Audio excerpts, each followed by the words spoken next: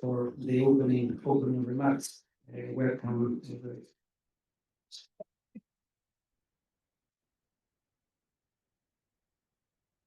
Thank you so much, Alfonso. For those of you who have not met Alfonso, we are so lucky to have Alfonso on board as the director of our Energy Transition and Climate Program. So Alfonso, thank you for putting together such an amazing agenda. And Michael Kearns, I also want to thank you. Both of you have really done a fabulous job. I'm looking forward to learning all day. So I'm delighted to welcome all of you to the 8th Annual Latin America Energy Conference. I think we all know that we're standing at a pivotal moment, not only for the hemisphere's energy sector, but for the global energy landscape. The theme of this year's conference, Shifting Currents, Energy and Geopolitical Realignment in the Americas, captures the intersection of two very powerful forces. One, the global energy transition, and then, of course, this really profound geopolitical reordering we're seeing. So in this moment of uncertainty, the choices we make about how we produce, distribute, and consume energy are going to shape the trajectory of the Americas for decades to come. Latin America and the Caribbean have long played a vital role in the global energy system, and that role is only growing more significant. As the world pushes towards decarbonization, the region isn't just along for the ride, it is poised to lead. But leadership is not going to be easy in this context of shifting alliances, competing pressures, and uneven global commitments. The region must find its place and its power within this new order. So today's conference is going to tackle these challenges head on. So we have 4 panels over the course of the day. We're going to begin with a technical discussion on breakthrough technologies driving decarbonization and the promise of energy integration. Latin America has enormous potential, not just to cut emissions, but to do so in a way that fosters collaboration and resilience across borders. Our second panel is going to turn to the geopolitical landscape. This year has already, and we're only in April, has already brought seismic political shifts that could impact the region's climate ambitions, just months before COP30 in Belém, Brazil. We're going to explore what these changes mean for national strategies and also for regional coordination. Because while climate change may be local in impact, its causes and solutions know no borders. Our third panel is going to focus on women's participation in the energy sector, looking at how countries and companies can foster greater inclusion and unlock the full potential of women in this field. I want to thank the World Bank, not just for sponsoring this panel, but on a new joint initiative with the dialogue. We're going to work to chart a roadmap towards gender parity in energy employment. And finally, we're going to have the opportunity to examine how countries across the region can build regulatory frameworks that attract investment, expand access, and help tackle persistent challenges like energy insecurity and poverty. Clean, affordable, and abundant energy holds immense promise for driving economic growth, creating jobs, and strengthening our energy security. But unlocking these benefits requires policies that enable innovation and support a thriving business environment. So throughout the day, you're going to be hearing from leading experts, policymakers, business leaders, and innovators. People who are not just imagining the future of energy, but building it. And with that, I'm going to introduce our first speaker, our first keynote speaker, the Honorable Rosa Galvez, Senator from Quebec, Canada. It's so wonderful to have a Canadian voice. We are the Inter-American Dialogue, and so we're so particularly happy to have you here. Senator Galvez is originally from Peru and is one of Canada's foremost experts on pollution control and its impact on human health. She holds a Ph.D. in environmental engineering from McGill University and spent 25 years in academia, focusing on water and soil decontamination, waste management, sustainable development, environmental impact assessments, and climate-related infrastructure risks. In the Canadian Senate, Senator Galvez brings deep technical expertise through her role on the Committee on Energy, the Environment, and Natural Resources, as well as the Committee on National Finance. He has also served on a Committee on Transport and Communications and the Special Committee on the Arctic. Senator Galvez is a prolific policy thinker and writer. Her recent work includes a discussion paper on Canada's building codes, also a white paper on clean and just recovery from the COVID-19 pandemic, and perhaps most important in the context of today's discussions, a 2022 white paper on aligning Canadian finance with climate commitments. This paper laid the foundation for the Climate Aligned Finance Act, a landmark piece of legislation designed to guide Canada's financial sector toward a net zero economy. So with that, let's welcome Senator Galvez. Thank you so much for being with us today.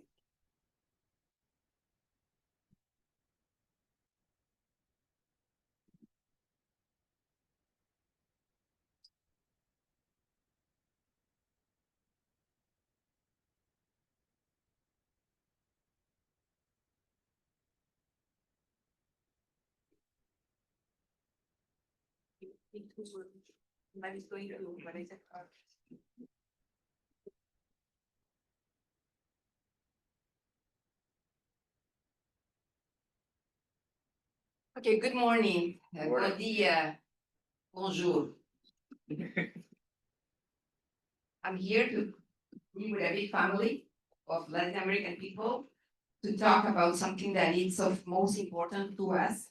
It is our energy sources, our energy right, and different elements that are necessary for this transition.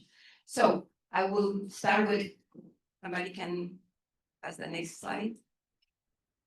Thank you so much. So, for many years, the environment and economy have been discussed separately, like they are separate entities, that one has nothing to do with the other. Nothing can be far from the truth. The truth is that our economy is based on nature, not the other way around. For example, for Quebec, biodiversity is so important. 99% of the maple syrup industry is in Quebec. Something happened to our maple tree, billions of dollars are lost. Ecological services.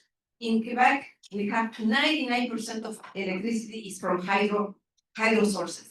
But that is because we have mighty rivers to build dams to allow for these hydroelectric produce. And I've been in Brazil, and they have thousands of berries where they develop lots of juice. And in Peru, we have 5,000 types of potatoes. So we need to solve this problem between the economy and the environment and think that they are one depending on the other. There are other problems, our population in some countries. I was in India, they say, population and consumption is a big problem. Technology, people sometimes think and trust that technology is going to come and solve every problem. But as somebody said this morning, politicians stop sometimes progress, And so that's true. So we have to stop thinking in silos and think more holistically and cooperate more, collaborate more, talk about sustainability or change the name. It's sustainability or increase resilience. It's not a matter of syntax or words. It's a matter of actions. Circular economy, this linear economy, next please. This linear economy, it has driven us to the point where we are. So we consume so much, a lot. I'm as a Canadian, we consume too much electricity. We consume things that we don't need, that we throw, and we are trying to recycle paper. We are trying to recycle plastic, but the truth and the reality is that we are drowned in plastic. There is a patch of plastic floating in the Pacific, the size of France, Recently, I was visiting a landfill and they showed me that the data of copper wires in a landfill, and they showed me some mines that mine for copper, and there was more copper in a landfill than in a mine. Where we are, why we did this, And so this has degrade our environment, this has caused inequality, and now the difference between the rich and the poor is so huge, that of course something had to happen, something had to break. A change had to come. Any change, you know? When people ask me about what's going on here in the United States, let's be honest, I said, well, they were due for a change. And what happened is that people say, okay, doesn't matter what change, any change, even a change from somebody that has been in bankrupt so many times. That's okay. He's a businessman, so he will redress the business situation. We'll see that. Next. I cannot go and not talk about the planetary crisis. The planet warming is not the only crisis. And as a scientist and a researcher, I can tell you that I know exactly the date in which we scientists stopped calling global warming and shifted it to climate change. And this was under a political pressure because climate change doesn't tell us much. The climate is always changing, seasons are always changing. So don't panic, don't think, don't reflect. We'll call it climate change. But in reality is planet warming, global warming. The temperature is increasing, and with this temperature increasing, we have more rain, more humidity, more droughts, more strength and energy accumulating in the atmosphere that will cause the tornadoes, the hurricanes, and the extreme weather events that we are all witnessing. But that's not the only crisis. Biodiversity loss is another crisis. Ocean acidification is another crisis. And the pollution is another crisis. Next. So we have exceeded 4 out of the 9 mechanisms that makes the planet hospitable to us human beings. And that is sad. And when we're going to stop? We have transgressed 4 of the 9. Are we going to start thinking, and when we are at the 9th, we are seeing all of that. Next. So there are some social science economies that are thinking alternative solutions, different solutions. And as I said, this linear economy is not working. This trickling down economy is not working. This free market is not working. So we have to think, and it's people like you that are influencers that likes to know more, likes to learn more, and that see and compares what things change. As somebody, and people are saying a lot, don't let a good crisis go wasted by not learning. So there was the 2008 crisis. There is a COVID crisis, and now we're in the middle of a world trade crisis. When we're going to learn, when we're going to shift to be more sustainable, more long-term, and thinking the future generations. Most of the time I said that I wear different hats. Yes, I'm here as a senator from Canada, an independent senator. I'm not associated with any party. But, I'm also a Latin American person. I was born in Peru. I have worked everywhere in Latin America. Last of my projects were in Brazil with Petrobras. But I've been cleaning everywhere where they have asked me to clean. And the mines, restoring mines, closing mines. I've been doing all of that. And we have to start thinking more holistically. Where is the source of the problem? How can I remediate? Not only adapt to climate change, adapt, because we cannot adapt to 3.2 degrees. Let me tell you, we cannot adapt. In Canada, workers in summers have to stop working because it's too much. There is a health hazard. And just before that, just want to say that among the thinkers in economy, there is this donut economy that people are saying, which is, and it's good for our Latin American countries, which is that there is there's a floor of rights that needs to be attained on access to justice, access to democracy, access to energy, access to education, access to clean air, water, soil, environment. And then there is a roof that is set by the planetary limits that says, don't take too much of these natural resources.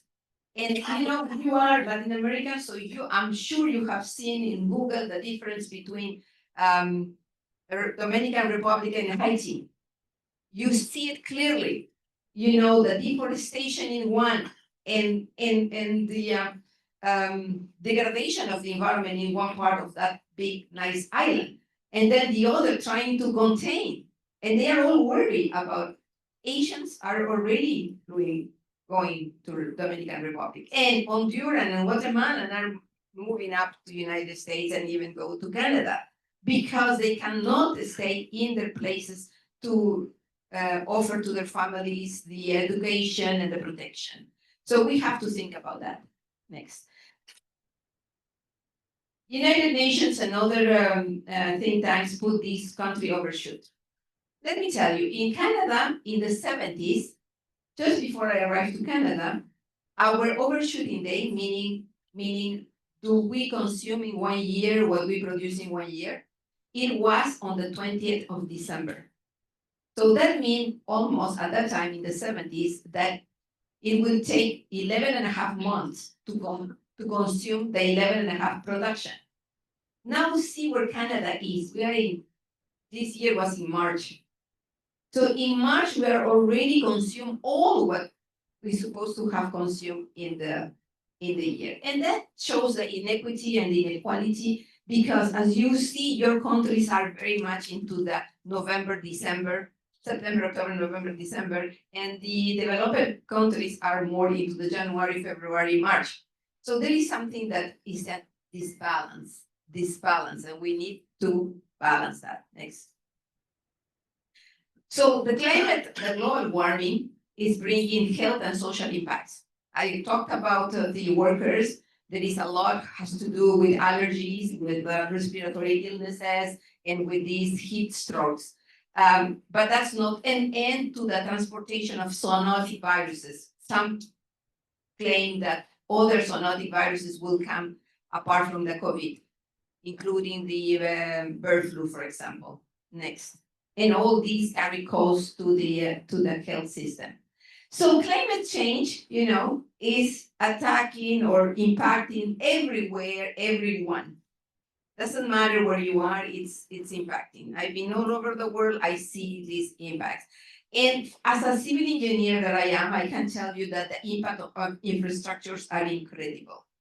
In Canada, last year, we had almost $20 billion just in 2024 of losses, of insured losses, only for the infrastructure. What I mean, the roads, the highways, the viaducts, the rails, and some industries and some housing.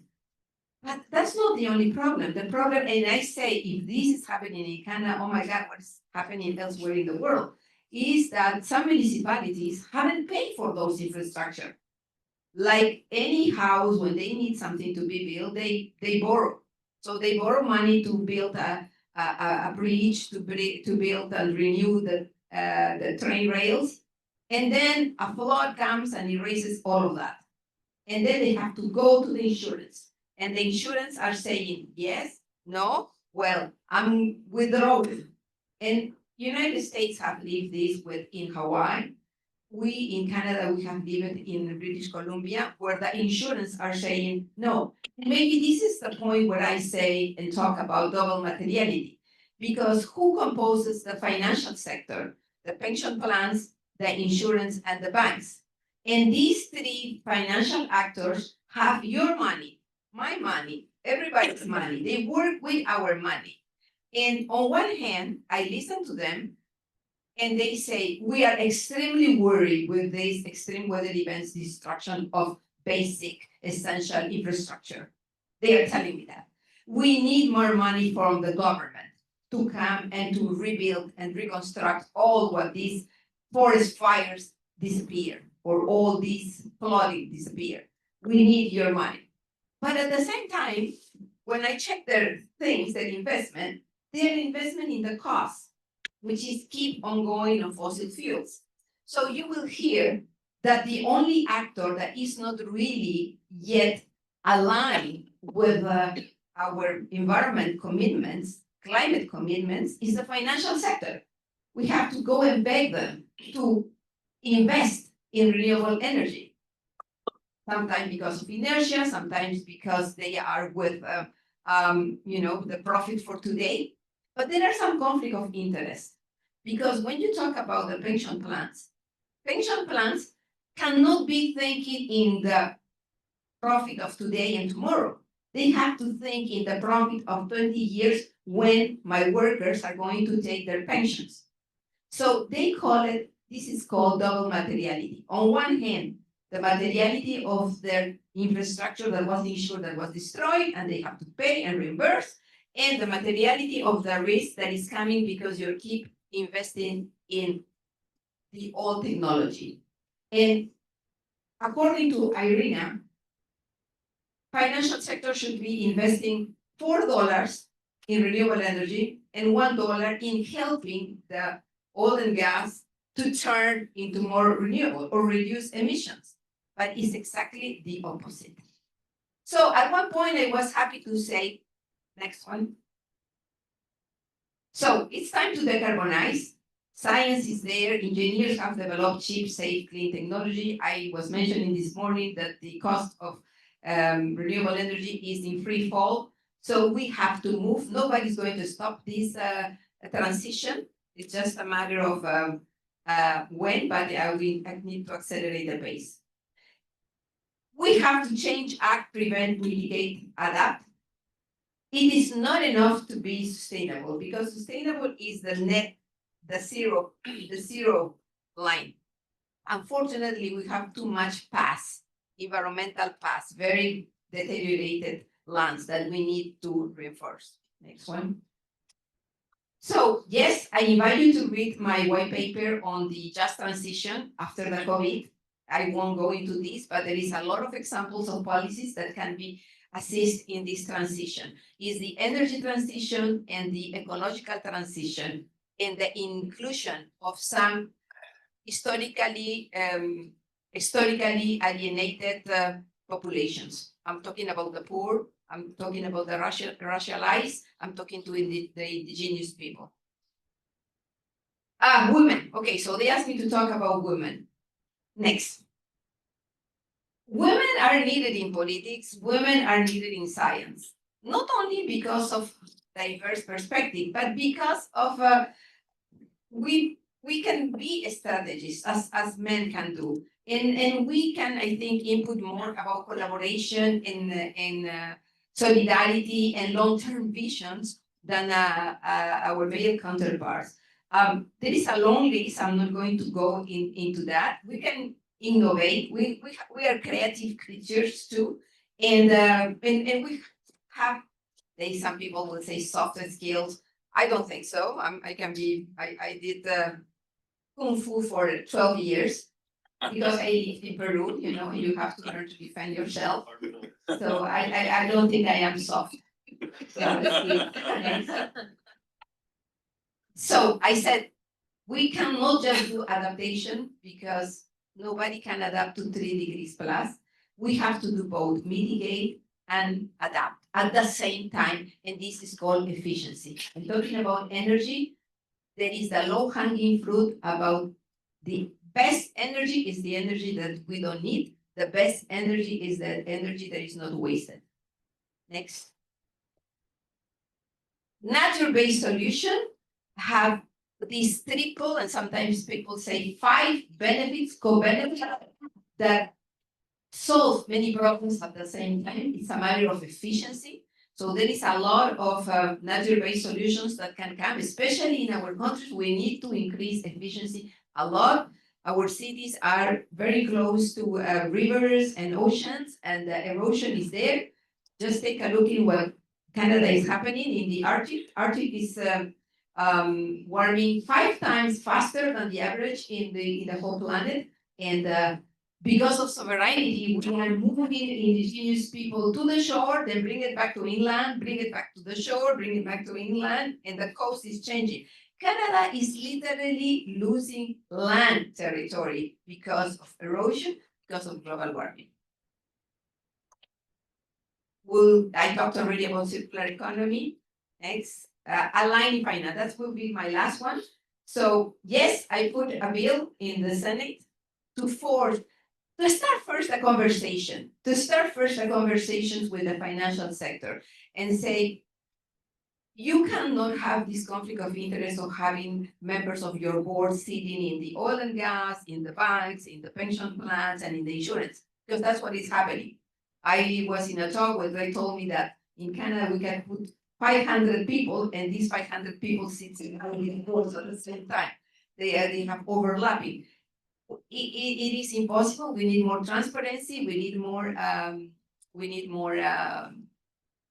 accountability. So my takeout is to tell you this. The civilization didn't left the Stone Age because of lack of stones. We lived the Stone Age because there were better ways of doing things. And right now, renewables are a better way. They are cheaper, safer, cleaner, and they are independent of geopolitical influences. So we need to forget our old past historical frictions in Latin America and work more regionally and subregionally. And there exist many organizations that are there offering tools, and we need to be collaborative, solidarity, win-to-win situation. Thank you so much.